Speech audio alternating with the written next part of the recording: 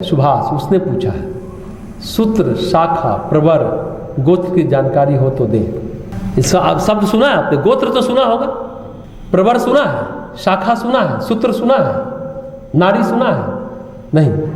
देखिए अपने यहाँ कितने वेद हैं?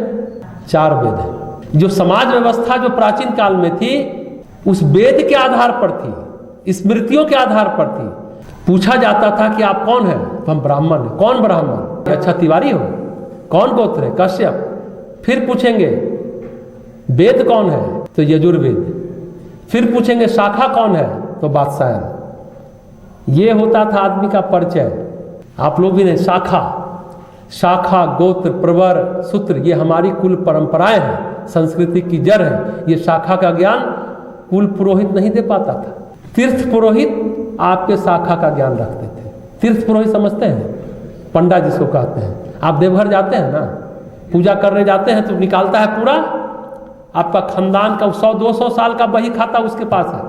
अब वो निकाल के बताएगा कब कब आपके पूर्वज आए थे, कौन कौन पूजा किए थे तीर्थ में। एक होता है कुल पुरोहित, एक होता है तीर्थ पुरोहित। पुरोहित भी 2 होते हैं। तो वंशावली उसके पास होती थी, आपके पूर्वज यहाँ कर क्या क्या किए। उसी तरह प्रवर जो होता है ना, गोत्र से भी गहरा होता है। उसी तरह सूत्र यानी कौन स्मृति को मानने वाले हो, यानी कौन वेद को मानने वाले हो। शाखा हुआ वेद, सूत्र आपका कौन है, कौन ऋषि को मानने वाले हो। शुरुआत आपसे होगी, फिर कुल परंपरा से होगी कि गोत्र क्या है। आज कॉमेडी सुनिए, तुलसीदास ने लिखा जब राम जी की शादी हो रही थी, जब मंडप में लग्न पत्र पढ़ा जाता है, परिचय दिया जाता है ना, दोनों कन्या और वर के पक्ष का परिचय दिया जाता है। तो आप अगर रामायण देखे होंगे तो देखे होंगे कि वशिष्ठ और शतानंद मिथिला में मंडप में बैठे हैं। वहां बताया जा रहा है कि हम किस कुल के हैं और आपकी कन्या का हम किस तरह से हाथ मांगने आए हैं। तो पूरा बताते हैं, हरिश्चंद्र से लेकर के पूरा खानदान का गुणगान कर रहे हैं। आप देखिए कि पूरा किस कुल से हमारा रहा है नाता। हम तो साखोचार 2 मुनि करिए, तुलसीदास जी कह रहे हैं। फिर कन्या के कुल का परिचय देते हैं, शिखर ध्वज की बात करते हैं, सीता जी किस कुल खानदान की है। पहले दोनों कुल का परिचय होता था, फिर शाखा, प्रवर, गोत्र, सूत्र, नारी, कुल, पुरखे, वंशावली सब होता था।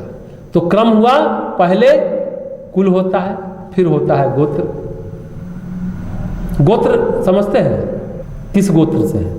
बोलते हैं फलाने गोत्र से है। अब गोतनी शब्द का नाम सुने? गोतनी किसको कहते हैं? गोतनी मतलब 2 बहू जो आती है उसको गोतनी कहते हैं।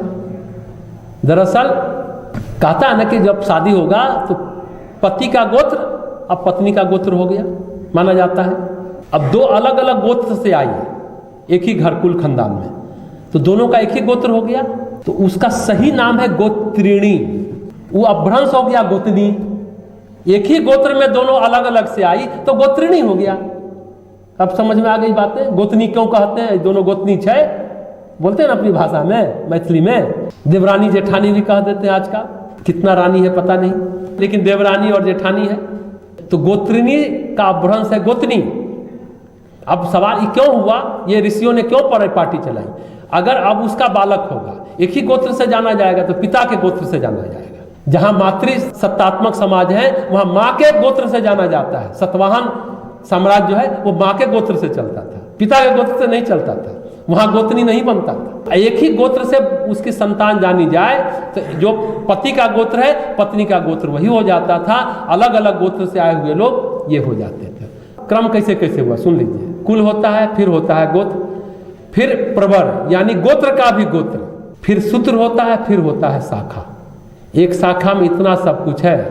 हालांकि आज इस सब का महत्व कम है, लेकिन हमारी जड़ क्या है ये हमें जरूर जानना चाहिए। सुभाष ने ये प्रश्न किया, बहुत अच्छा प्रश्न किया कि सूत्र, प्रवर, शाखा, गोत्र, नारी, पुरखे, वंशावली, कुल, सबकी जानकारी समझ में आ गई। आज आप अपने जड़ को खोजिए। एक साउथ की फिल्म थी ना, उसको बोला कि तुम्हारा गोत्र क्या है, तो बद्रीनाथ गया, कहाँ गया, सब जगह से जुटाया, फिर बोला कि हम फलाने हैं, पंडित जी को बताया, तब शादी हुई। चलिए ठीक है।